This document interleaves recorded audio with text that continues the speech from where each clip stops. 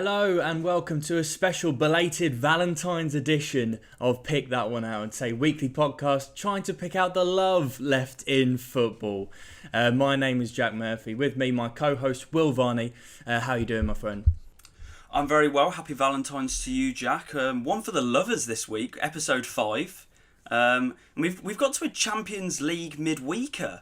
I feel like this is a big triumph for us to get here so early on. But one for all the lovers today. We've got some good content coming up in this pod as well. And just a nice thank you to all of those who've been listening to the first 4 episodes as well. It's nice when you get like a comment when somebody says, yeah, that was quite funny, or that was a nice little thing. So really appreciate that, and keep on listening. We'll keep on trying to entertain.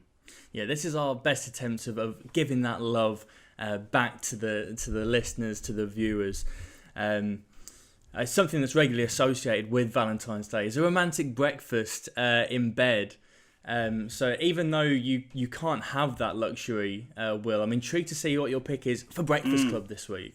Thank you, Jack. Yes, it is episode 5, and that means at the start of the episode, it's Breakfast Club. It's back. And this week, I sort of went rogue. I haven't really stuck with the status quo per se.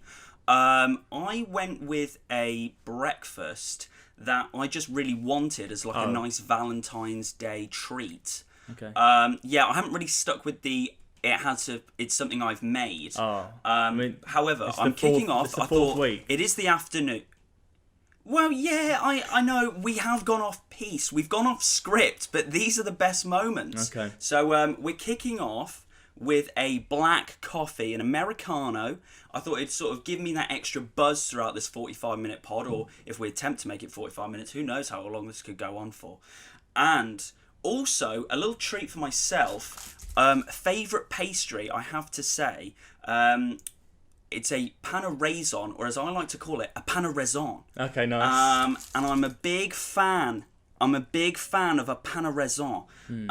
So I'm going to be nibbling this throughout. Okay. Hopefully it'll be quieter than the marble cake last week, which was quite dry. Week before we had the exotic fruit. So no, I'm looking forward to this. A lovely French pastry, because I had a big Chinese last night, Jack, as a little treat, a Valentine's Day treat. I had a Chinese takeaway.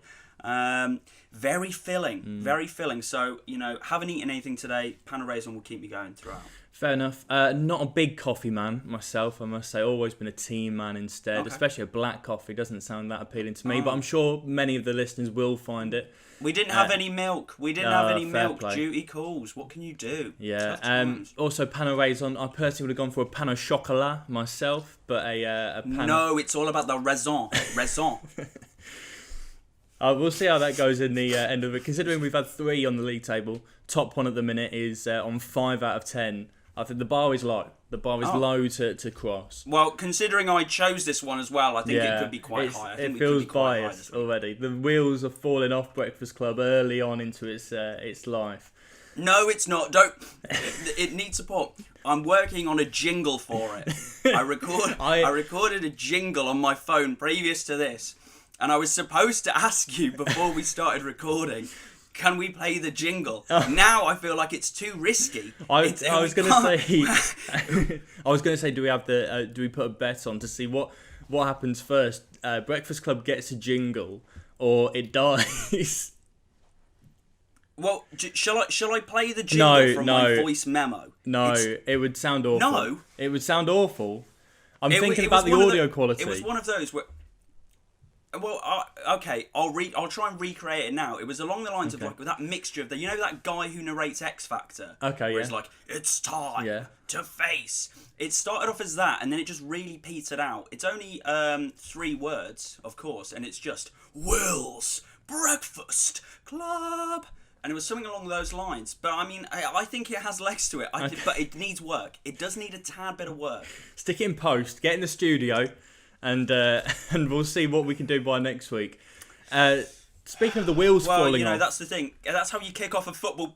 Yeah, exactly. That's how you kick off a football podcast. Talking about pain au raisin. Speaking of the wheels falling off, Leicester 3, Liverpool 1. We're into the Prem talk early on. Liverpool 3 losses on the bounce now, Will, in the league. I don't think either team would have been too disappointed with how the game was going before the first goal. Fantastic goal from Salah, great assist from Firmino, but then the heads were lost. Yeah. Heads were completely lost. Maddison scored that weird free kick. Was it a pen? Was it a free kick? We don't know. And then the free kick comes in. Was it offside? Was it not? Apparently not. And then it goes in 1-1. Liverpool's heads are lost. The second goal is what we're here, what we're all here for. Alisson obviously didn't cover himself in glory last week against Manchester City. I'm interested to see your viewpoint on this. We need to, as football fans, we need to put blame firmly in one party. That's what we do. Alisson's fault or the new man Kabak's? Who's at fault for this second goal? It's a calamity in communication, surely. I suppose it's hard to know, isn't it? Because with that second goal, it's that long ball pumped over the top. I'm looking at you don't really want to blame the new man, do you? Because he's not been there long. Young kid as well. Lack of communication. It's Alisson's call, isn't it? But I mean, goodness me. I mean, it was about a 7-8 minute period, wasn't it? Just Liverpool looked dominant in that first half. They looked really good, I thought. Didn't get the goal, but I thought they looked sharp. And everyone had been sort of doubting them previous to the game, raising concerns about whether they'd be at it against a team like Leicester as well, who were in really good form. And then you look at, that goal. I think that is a goal of the season contender right there. Could be a winner. That Mo Salah goal, the flick from Firmino it is sexual football. That is what you call that. It was beautiful to watch. And then, I mean, just from there, like you said, the wheels came off. And, was it a penalty? Was it inside the box? Was it out? I'm thinking that will knock Leicester now, not getting that penalty decision. From that free kick, they score. Controversial VAR call. And then, all of a sudden, you have that calamity at the back. I don't know what was going on. But I think what's less spoken about is Jamie Vardy's celebration. Yeah. I mean, the cheek of it to sort of roll the ball into an empty net and then bring out the guitar. And I mean, I was thinking about the celebration, Jack. I don't know. But as he ran over to the corner, he's sort of playing the guitar. It looked more like he was sort of playing a banjo or a ukulele. I mean, it's with all the in the amount same, of movement in the that same he was putting family. into it, rather than a classic guitar.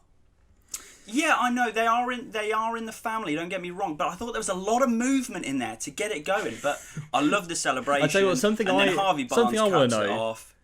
with this celebration. What is it with Jamie Vardy and corner flags? This is like third time now. That's he's had a celebration to do with the corner flag against Sheffield United earlier in the season. He's gone and he's absolutely two-footed it, taking the corner flag out. And another one, I think he did a fake boxing celebration with it, homage to Tim Cahill maybe. I think he's done that as well before. So I don't know. It's something with Vardy and corner flags. I like it. Keep the gimmick going. I'm interested to see what he does going forward with it. No, and I thought the celebration was great, but I mean the performance was even better, wasn't it? From Leicester in that 8-minute period, they just took apart that Liverpool back line. The likes of Andy Robertson and Trent, who were so strong last season, such a threat on the attack, but also defensively sound, just got torn apart by the likes of Harvey Barnes and Jamie Vardy running in the channels. It was tough to watch in that sort of final 10, especially. And I mean, you've got after the game, Jurgen Klopp conceding the title, the pain that was sad, sort of etched into his face, having to admit that. But I mean, and that's the thing. I think it is done now, and it's a lot of people have been saying. I don't know whether you agree that this is sort of the worst title defence. I don't really agree with that. I think that's harsh. I think it's harsh. I think it's harsh. I think they've had a lot of injuries, but I think the injury excuse is gone now. I think the injury excuse is gone. Now that it's a fight, it's now a fight for a top 4. Yeah. And you look at, Chelsea beat Newcastle, they're above them. Liverpool have got Everton next. Everton could go above them. They're in a real challenge now. It's not going to be easy for them, especially with how they're playing. Yeah, I mean, I can definitely think of worse defences off the top of my head, mainly because Liverpool do have the excuse of the array of injuries and the mad amount of injuries. I think, hate to throw you under the bus. I'm thinking Chelsea. Can I just quickly ask you this? Okay. I just want to quickly ask you this and get your opinion on this. What a lot of people are saying they want to see Jordan Henderson back in midfield. It's not working with Thiago there. He doesn't fit the system really. do you not think? I know they played that Kabak, and a lot of heat has been put on him after that game. But should Klopp not really be playing Ben Davies as well? Wasn't available. He was I know a lot of people injured. saying, "Oh, he wants to get him up to speed." Was he injured? He was injured. He's come in 6 days later. He's picked up a knock and he wasn't available. Well, that's a stinger in itself. That's not gonna. But I mean, for Kabak, I'm thinking now he's going to be looking at it thinking, I could easily be slipped out for Ben Davies now. And when Ben Davies gets back, all of a sudden, you're now putting pressure on a championship defender making a step up in a top 4 fight. That's serious pressure on his shoulders to try and fit in and fill that void. I just think this season it's been really not only poor from performance-wise, but I think it's just been poor from the owners. Not even to just give Jurgen Klopp that backing after what he's done. And I mean, I heard yesterday something about the bookmakers have now made Jurgen Klopp odds on to be the next manager sacked. Absolute rubbish. Absolute rubbish. Not a chance in hell. Yeah, there's no chance he gets sacked. I think they've got him so short because there's been a lot of rumours going around that he might step down. I don't see that happening before the end of the season either, though. I have to say, but it's worrying times for them. Like I say before, 3 losses on the bounce in the league.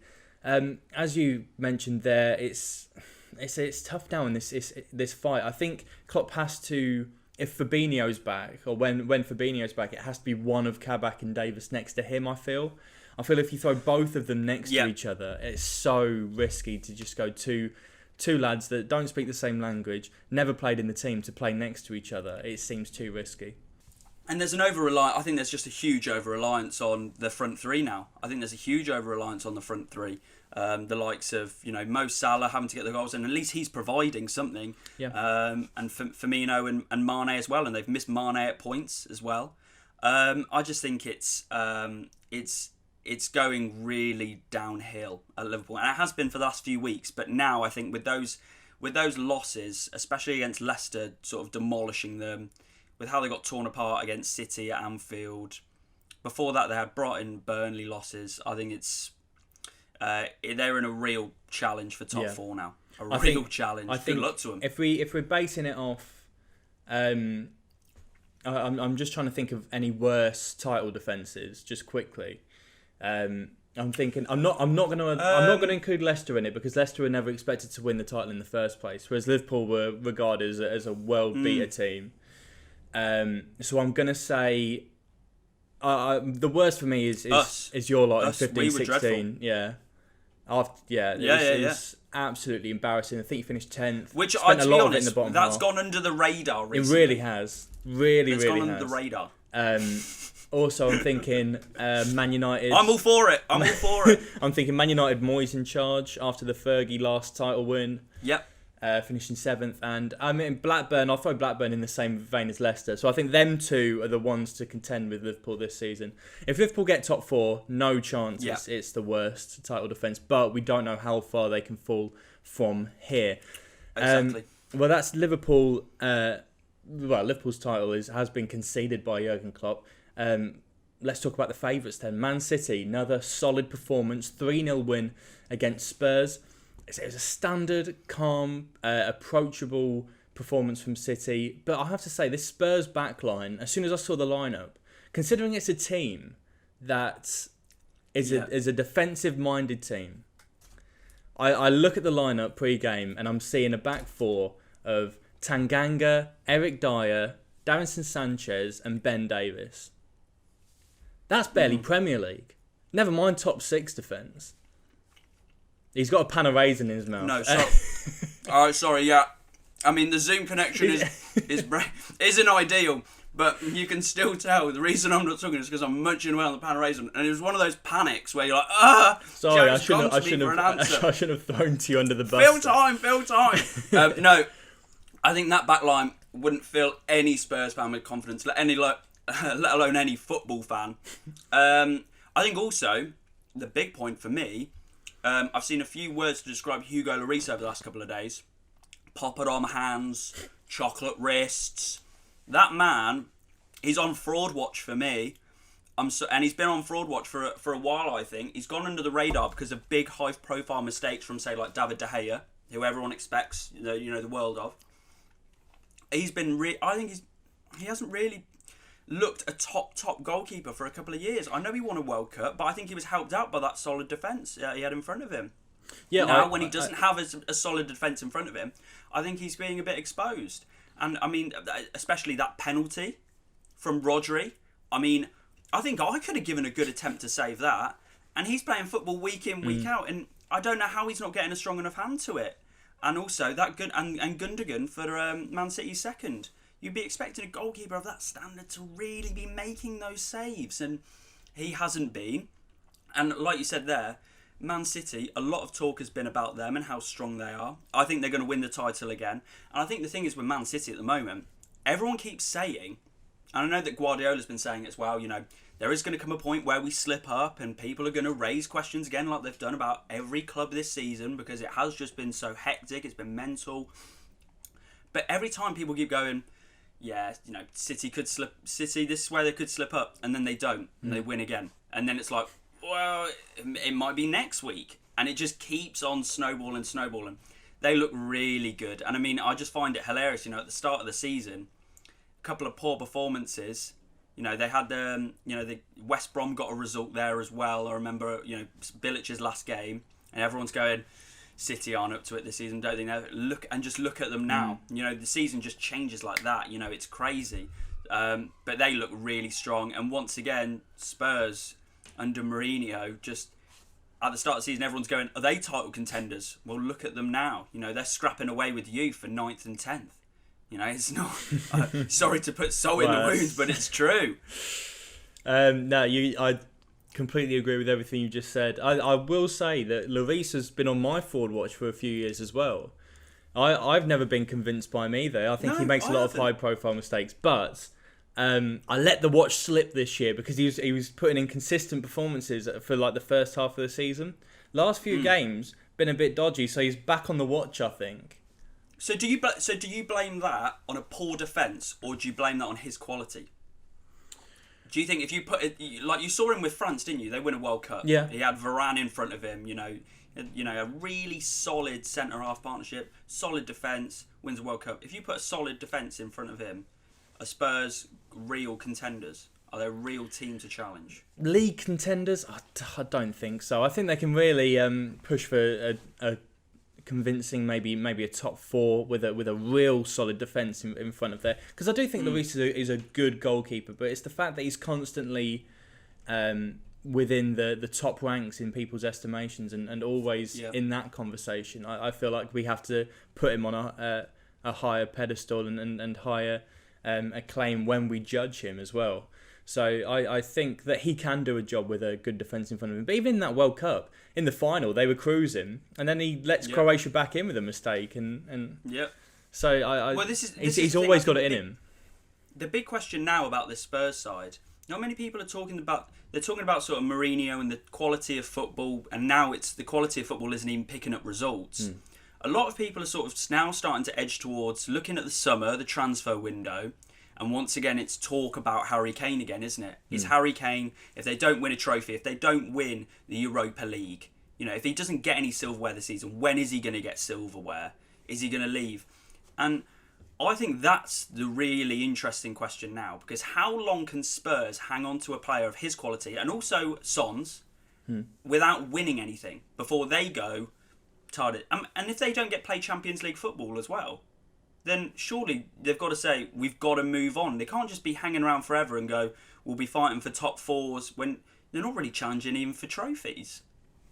Well, you say that's a risky statement considering the EFL Cup final in come on. It's a cup. I'm not having it. I mean, they're going to lose. They'll lose to City, but they're losing. They're losing to City, and if they don't, you can cut this. You can throw it on Twitter, and everyone go, Will was wrong. Yeah. No. I'll wait. I'm making that statement now. It's not happening. Not happening. So from one disappointing performance to probably another, West Brom won, Manchester United won. This was yesterday. So this was recorded on the Monday. So this was yesterday's game. Really poor game. Really, really poor game to watch. A great goal from Bruno Fernandes, but United didn't create much. I've got a stat here. United only the third team in the league this season to have created less expected goals in a game against West Brom than West Brom. Yeah. And you're right, it wasn't a game of quality, that's for sure, except for Bruno Fernandes' goal. That was outrageous. Seeing that, I was at work at the time, and it was one of those where literally everybody turned to the screen, watched it, and went, whoa! It was one of those. It was outrageous. What a finish. But other than that, West Brom taking the lead so early on, it was one of those where they took the lead and you knew, too early. Way too early. They're not going to hold it out. And I mean, it's also the worst possible time to concede right on the eve of half time. They managed to slog it out for about 43 minutes with a 1-goal lead. And all of a sudden, concede right before the half-time whistle. But I mean, fair play to them for holding out and picking up a point. And they're picking up points, West Brom, against the big sides. Yeah. And it's almost like I think they're about 10. I think they might be about 10 points off the relegation zone. And their next 4 games are huge games against the likes of Brighton, Burnley next, I think. Burnley, yeah. Well, obviously Burnley on the back of that big victory at Selhurst Park, but for them, those are huge games. But they've done really well against like the sort of bigger top 6 sides.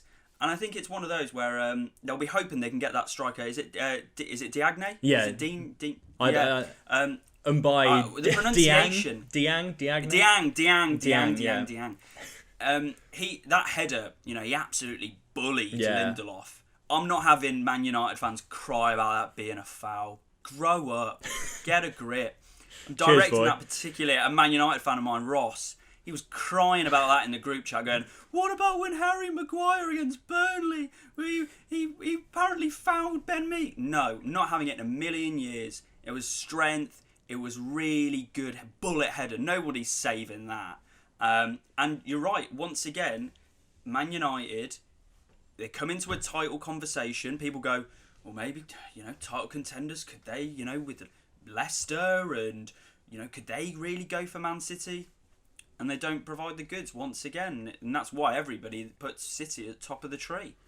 It was a really weird situation where last week, when United were more in the title race, Ollie said, "Don't count us in the title. We're never title chasers. Don't count us in it." This week they draw to West Brom and score 1 against West Brom, and we're going to put pressure on City. We're not going to let them run.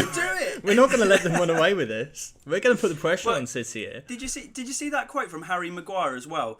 Well, we're not on the end of good decisions at the moment. The audacity, the nerve. Yeah. How dare you? At the drop of a hat, you've been getting penalties this season. That penalty, Martial dived against Southampton and they got a pen. 6-0 They're already like 5-0 up, 6 up.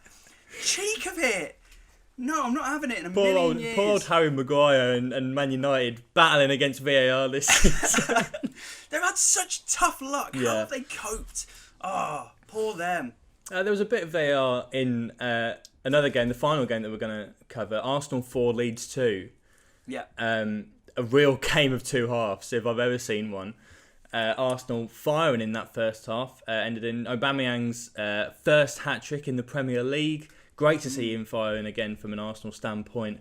Fantastic performance again from Saka and Smith Rowe in that sort of front 4 shape. And then Arsenal concede 1 goal in the second half. They concede a header from Pascal Struijk. Yeah, good header as well, that. Really if bullet there's header. Any panic button in sight, everyone's hitting them. Every single person at one. I don't think any of these players were in the team that dropped the 4-goal lead to Newcastle to finish 4-4.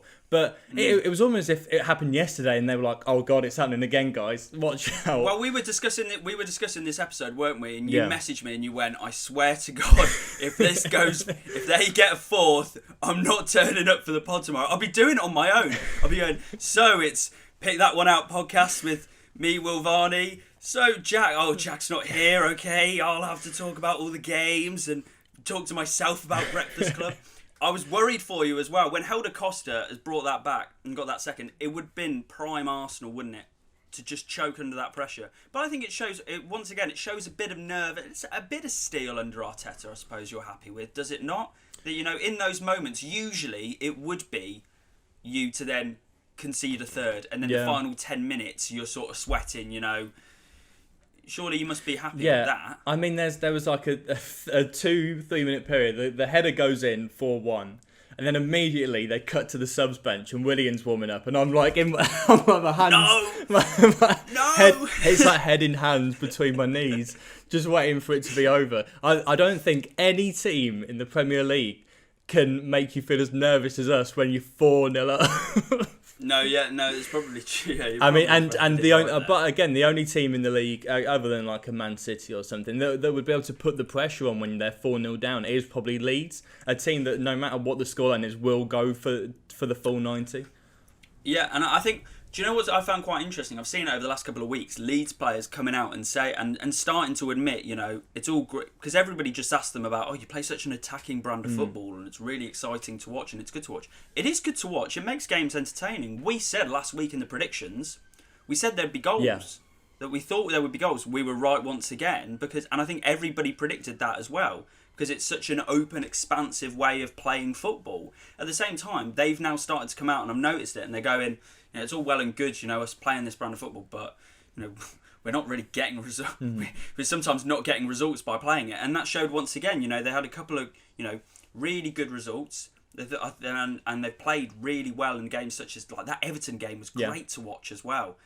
But at the same time, you've got to be picking up points and, that when they went 4-0 down to you, I did think they were dead and buried at that point. And you must be happy though. Mainly Aubameyang, first hat trick, picking up surely a huge confidence boost for him after signing that huge deal. Yeah. And then this season just looked way out of it.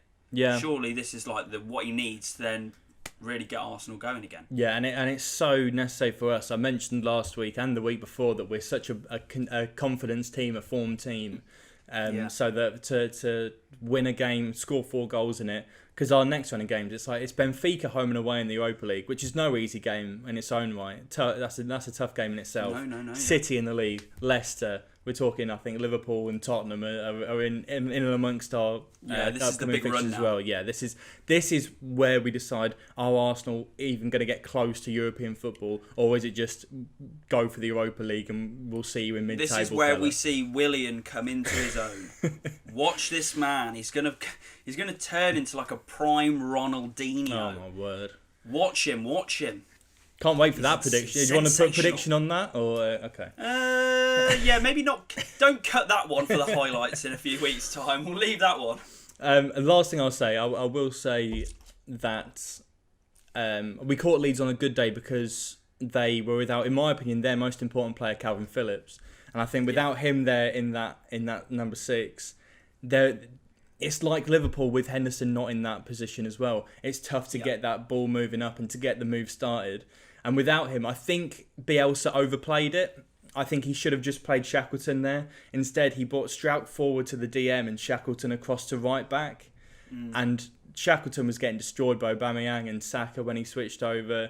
And Struijk had no influence on the game in the first half. So I think that kind of cost him in the first half. But we can only play what's in front of us. We took that advantage into it, and I'm happy with the performance. And I think the most important thing, I think, for just all football fans is an entertaining game of football. Of course. And that's what's been, and that's one thing I would say about Leeds. I've said it previously, and I've berated those Leeds fanboys and fangirls who are like, whoa, look at Bielsa play, it's incredible. He deserved to be coach of the year and all that. That is ridiculous in itself. Yeah, keep pointing at yourself, keep pointing at you. Stand by it. And I've always said it's about results, not about how the way you play. But I suppose even, maybe Spurs fans would think this, it's all, Mourinho and how they're playing at the moment, then, they're not playing a great style of football. They're relying so heavily on Kane and Son, and still they're not picking up results. Whereas Leeds, the way they play football, it makes, for the neutral, you think, there's going to be goals in this Leeds game, I want to put it on. And that's what I think is is the nice thing about them being back in the Premier League, which is difficult for me to say, but I've said it anyway. I'm going to make you a believer by the end of this season or next. I'm going to make you a believer in Bielsa. Well, I've had. Oh, you've bitten into it again. I was about to throw to you again. I've forced you into like. Keep going. I've forced you into trying to give us something Valentine's themed. Yes. That we can sink our teeth into, so to speak, this week. Of course. What have you got for me? Well, I've stopped eating my pan of raisin now, which is a problem. I would just add quickly, as I've never actually eaten something on the pod so far, which I've actually really enjoyed. Yes, he's going back for more. So this is why I keep eating it. I need to put it to the side. Yeah. But yes, I thought we'd go a bit Valentine's-y, Jack. Nice. And obviously episode 5 as well. So there's a little. Okay. So I've got 5 questions for you. Your 5 football loves. Oh, okay. So I'm going to ask you 5 things that you love within football. 5 questions, and you're going to give me an answer, explain a bit why, and then we'll swap it round. Nice. Love is in the air, Cupid's around. Okay, so first one. Tell me a player that you love. Okay. That you've loved to watch, maybe that you've seen as an icon. I think I can already guess. And I think, I mean, let's be honest. The obvious pick would be Henry, so I'm going to move across. Okay. I'm going to go Ian Wright. Okay. Mainly because it's so nice when a player retires and stays so heavily involved with the club, in terms of like you can see that they're a fan and the passion that they showed, not only when they're playing but now when they're watching. It just fills my heart with so much joy whenever we win. Yeah. And I look onto it and the first thing I see is Righty posting a video of him in the Match of the Day studio celebrating. Yeah. It's so nice to see. He's such an inspiring character with his story himself. I'd recommend anyone watches a Ian Wright documentary if you can find one. They're so interesting to see how he's built up in it, and this sort of late bloomer, like similar to Vardy, that he only came to the Premier League late on and still managed to make a success of it. Yeah, it's so. I've said before that even though Henry got me into football, I think if I could, like, if you say you can have any player past or present you can go down to the local and share a pint with, it would be Ian Wright for me, I think. Okay. Well, it's a nice choice. It's a nice ebb away from Henry. Yeah. I feel like we mention him a lot. I feel like every episode you've somehow brought Thierry Henry into the conversation. So next, I know you're a big fan of these. You mentioned it in episode 1. A favourite kit. A kit that you've loved. Okay. Past, previous now. Any kit. Oh, it's tough. I mean, obviously, there's so many. There's so many. Favourite Arsenal kit, I would say the again standard basic pick would be a bruised banana. Okay, so you're a colourful man. You're a colourful man. That's the go. That would be like everyone. But I think people are blinded by, well, first the colour, but also blinded by how the rarity and the like attractiveness of it. So I'm going to say the 05-06 where we wore burgundy, like the burgundy home shirt. Ooh, Centre badge as well, which I'm a huge fan of. Yeah, I know the one. That is a nice kit. That's a nice colour. I'm going to go that for Arsenal. I'm going to throw England Italia 90 out there as well. Yeah. And also the one that keeps getting ripped off, remade and sold on Instagram for like 15 quid. The Holland 1988, the bright orange and with white. And, and with nice Satsuma-y number. Yeah, I'm going to go those 3. I mean, you got a bit of everything in there. Okay, nice choice. Next, we'll go with a stadium you love. So it can be a stadium you've maybe been to, or that you just you see maybe you see the atmosphere on the TV. What are you going for? A stadium. I can't bring myself to pick the Emirates because as impressive a stadium as it is, I can't say that I've been wowed by the game day experiences. And it's in the same ballpark as Wembley. Great experience to see it and to be around it, but it's not exactly like that roaring atmosphere. You might share this with me as a fellow Nottingham Trent alumni. I've had some great memories at the City Ground. I think. Oh, come on! It's a great stadium. City Ground. It's a great stadium. Forest. It's a great stadium. Great history, great location, right on the riverbank. Any stadium on the riverbank is a great pick as well. And when they win, it's a good atmosphere.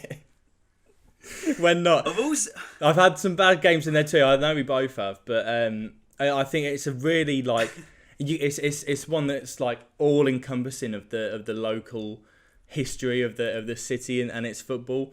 And also, I do like what you're doing here. You're giving a big plug for all the Notts people to get involved in the pod. I like that. Yeah. And another one, the Notts audience. Another one's a bit of a weird one as well. I'm going to throw Villa Park in that as well.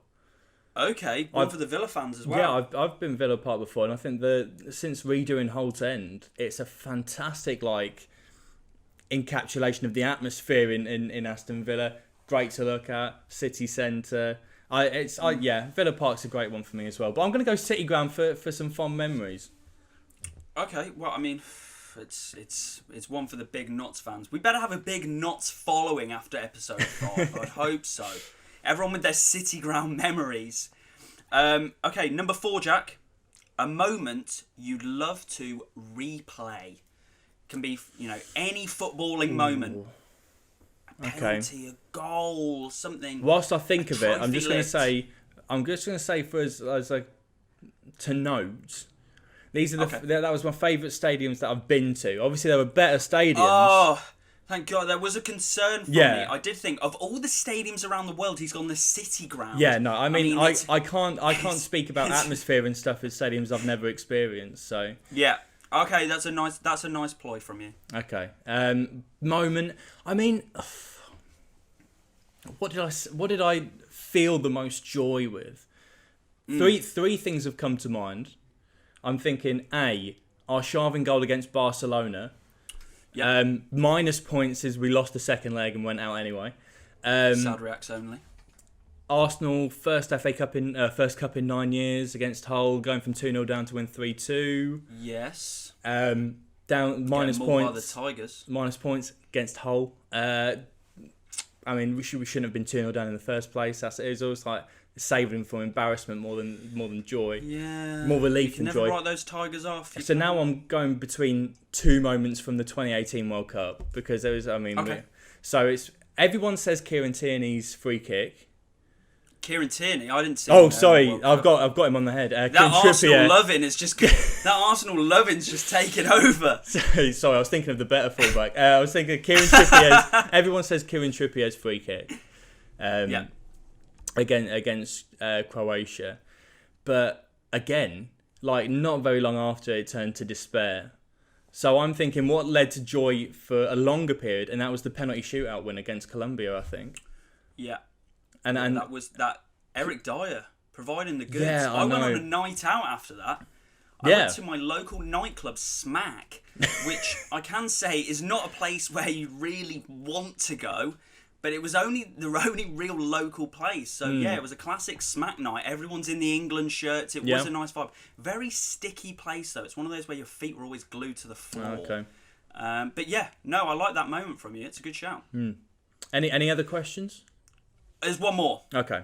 A celebration you love. An iconic celebration that you think, yeah, that was quality. This one doesn't need any watch thinking. That back. This one doesn't need thinking. Go for it. Hit me. Gaza, Euro 96, dentist chair. Yeah. One of the best goals of all time. Does the Scotland defender over the head, hits it with a volley into the back of the net. I know what I'm going to do. I've just scored one of the best goals of all time. Let me take the mick out of the papers that had me on a night out on the week before, and let me do the same thing with the lads. It was absolutely great stuff, and you'd expect nothing less from Gaza. I prefer celebrations like that rather than just Alan Shearer just sticking his hand up all the time. Like, put it down. Like, do something a bit different. Let's jazz it up. I'm ashamed, and it's a shame he scored so many goals, but always just brought out the just straight arm up. I can respect the consistency, but I want some character. It's like a student asking the teacher a question. Throw me a Luis Suarez diving in front of David Moyes. That was good. Yeah, stuff with like character and backstory to it. I like Sammy Eto'o. After Jose Mourinho said he was old, bringing out the walking stick. Stuff with context. I love. All right, so am I replaying them to you then? Well, I can run through mine very quickly. Yeah, go for it. Right, a player I love. I'm going to go with Eden Hazard. That man was a genius on a football pitch. He glided like an eagle. He was so impressive to watch. It made everything look effortless. A lot of was in here. A lot of was, past tense. I know, don't bring it up. It's heartbreak now. I mean, he was brilliant to watch. Honestly, he single-handedly won us games at points. It was phenomenal. Then I would go a stadium I love. I've been to the Nou Camp, Camp Nou in Barcelona. Slightly better than the City ground. Well, it's slightly better. It was obviously very good timing from me as well, as I managed to choose, I think, the only game that season where Messi was injured. Nice. So I didn't actually see him play. And it was a 1-1 draw with Getafe. Seydou Keita scored that iconic And it's name. still topping your list. That's how good it is. Yeah. I mean, it was just incredible to be there. I was so up high. It's so high up. I genuinely thought I had vertigo. It was crazy. Then a kit I love. I'm going to go World Cup kit 2006 England. Okay. And the reason for that is you had the white kit, which I always just remember John Terry scoring the first goal at Wembley against Brazil in. And also you had the red kit as well. I remember for that World Cup in 2006, I remember me, my brother and my dad, we all had the same kit with different names on the back. I had Michael Owen, Dad had Rooney. I had Owen that year Jack. As well. Yeah, well, great call. And then my brother had Steven Gerrard. For some reason, I was trying to remember it yesterday, and I had this faint memory of him having Owen Hargreaves. I thought that's a bit of a bizarre call if he did. I think it was Stevie G, so we'll go with that, the more iconic name. But no, I'm definitely going that kit. I just remember I would always be in that football shirt, would never take it off. Every non-uniform day, I was in it. And then a moment I'd love to replay, no questions asked, Didier Drogba's penalty. On my mum's birthday, 19th of May, family parties, a buffet. I'm sat there in tears thinking, Champions League's gone, Thomas Muller, you snake. Didier with the big header, Gary Neville's loving it. And then that iconic penalty shootout. Juan Mata misses, I think it's done. I'm going to get roasted at school again. Brilliant, thank you very much. And then take it away. And Didier Drogba, that final penalty. I remember just being in tears, bawling in tears. I remember my friend Freds was there with it, and it was like a family party, and he just saw me like hugging my mum crying. I think he was looking at me like, oh. One, I think it was jealousy because he's a Villa fan. But two, I also think it was grow up, Will. But I couldn't at that point. That was unbelievable for me. And then finally, a celebration I love. You know what? I probably will go with. I always loved Didier Drogba's. Like, he would do the knee slide and bring the arms out like a bit of a puffin. Yeah, I loved it. I did that. I'll tell you what. I did a bit of that in the old. So I was a big fan of the old arms out. I remember him also scoring a goal.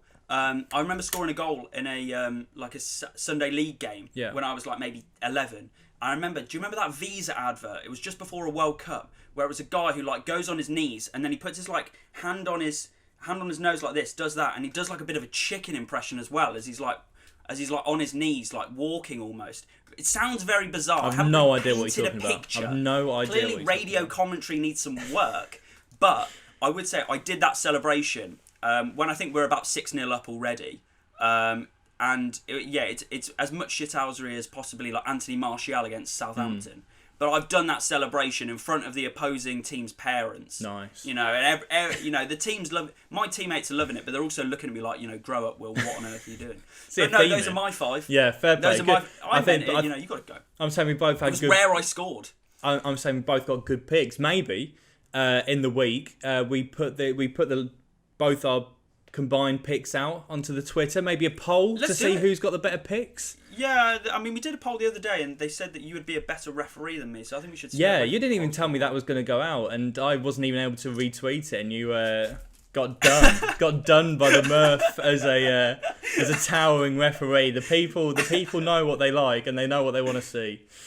Should we bang through some predictions, Jack? Let's get some predictions. Will, we're doing better on them. We're doing a lot better on them. It was 3-3 this week. Not quite as high scoring as last week. 3-3 from us this week, which means the total scores at the minute. I'm on 8. You're on 9 for the season after 4 games. Tight at the top there. Also, I'm going to give a shout out to Tom Beale, one of my friends. I saw Tom's predictions. He's been in the predictions for the last 2 weeks, and I think even though write him in? I don't know, because here's the thing. I'm a bit worried for us because he's done 2 weeks, we've done 4, and he's only like 2 or 3 points behind us. Worrying. So I don't. Okay. I mean, if he has a stellar week, okay, if he has, he's on a trial run. If he has a stellar week, he can get a mention in the predictions. But maybe we should do that. If people start doing predictions alongside us, if they have a good week, we'll shout them out to our many followers. Special predictions this week. Champo League's back. The big UCL. It's back, baby. It's back. Last 16. And Tuesday's treating us to two absolute potential worldies. I'm going to start you off with Barcelona PSG. And I'm going to go... Oh, this is tough. I mean, Barcelona obviously not had a great season this year. Coming up against Pochettino's newly acquired PSG. No Neymar, though. No Neymar.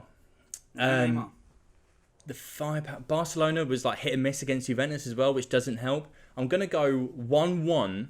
I think they're going to ease each other into it. And then the second leg's where we get the cracker. And I'm going to go for Antoine Griezmann to score. Okay. What are you thinking? You know what? I'm gonna go 2-0 Barcelona. Ooh. I'm gonna go 2-0 Barcelona.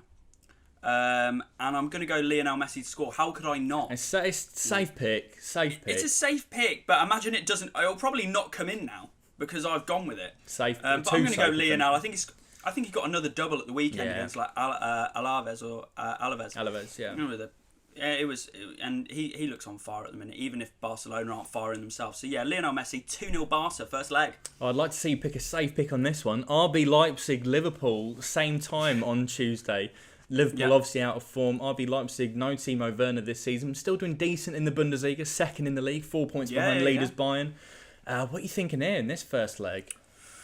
I think Liverpool are going to get back to winning ways. Okay. I think it's going to be a really close game, first leg, but I think they're going to get an away goal. I'm going to go 1-0 Liverpool, and I'm going to go Sadio Mane to score. But I think Champions League, turn up in the big occasion. Yeah, I'm going to go 1-0. I've backed Liverpool too much, and they've stopped coming in for me. I'm going against them. I'm going 2-1 RB Leipzig for this one, and Liverpool have it all to do in the reverse, I'm going to say. Here's the issue. Ooh. Leipzig, without Werner, don't really have a known top goal scorer. Everyone's on... I think their top scorer this season in the league's on like 4. It's like Poulsen, Sabitzer. So I don't really want to back them. So I'm going to stick with Mo Salah. Yeah. Oh, and you just said the safe pick to me. Outing me for a safe pick. Okay. Yeah, we'll see about that. I'm a bit concerned. I wasn't expecting to just go Messi, so I had to like scrap anything else. Scrap the whole list I've Throw got it in the air. And then finally, Yeah. back to the Premier League for the weekend. We're going to go for Arsenal, Man City. You said last week it's always good to back your team, and it got me the equaliser last week by saying Arsenal would win.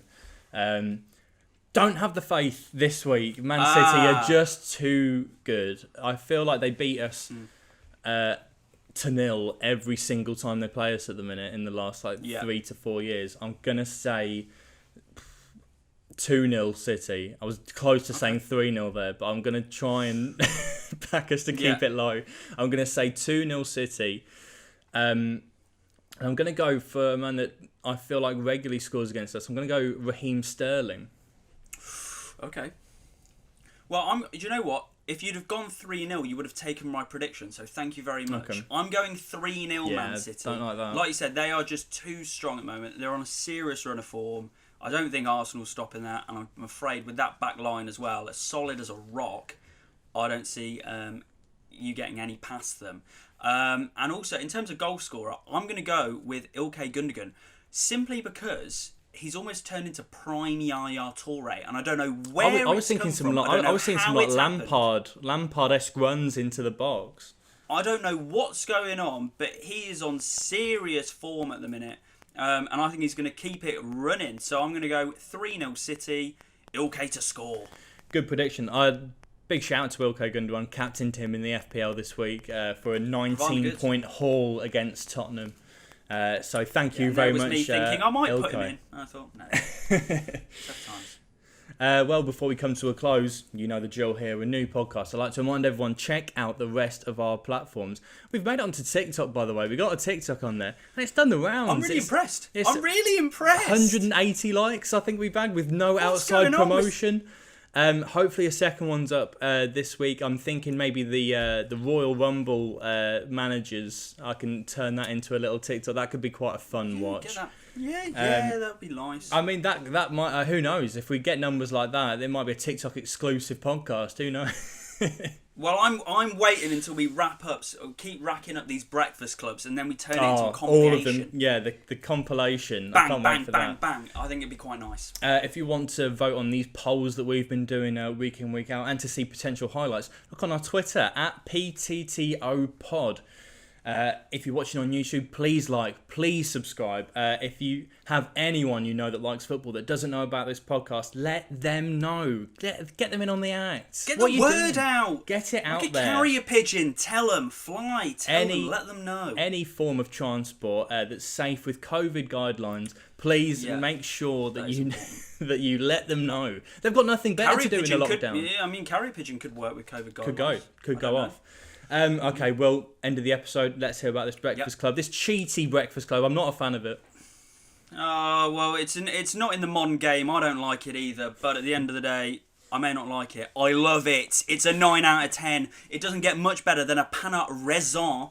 And that black coffee has really sorted me out. It's given me a real buzz. I feel punchy in this episode, Jack. I feel like I really offered something today. A bit of energy. A bit of energy in the room. So, no, I'm going 9 out of 10. It's top of the leaderboard. It could be hard to top considering I chose it. And also, I mean, I'm not going to make a pain à raisin. No. So, no. 9 out of 10. Big showing from it today. Love it. Love that. He's put the TalkSport members on notice. Get your breakfast game going. Get it better. Americano, pain à raisin. Well, thank you very much for watching. That's full time on episode 5. Thank you all for joining us. We'll see you next time. Thank you. Goodbye.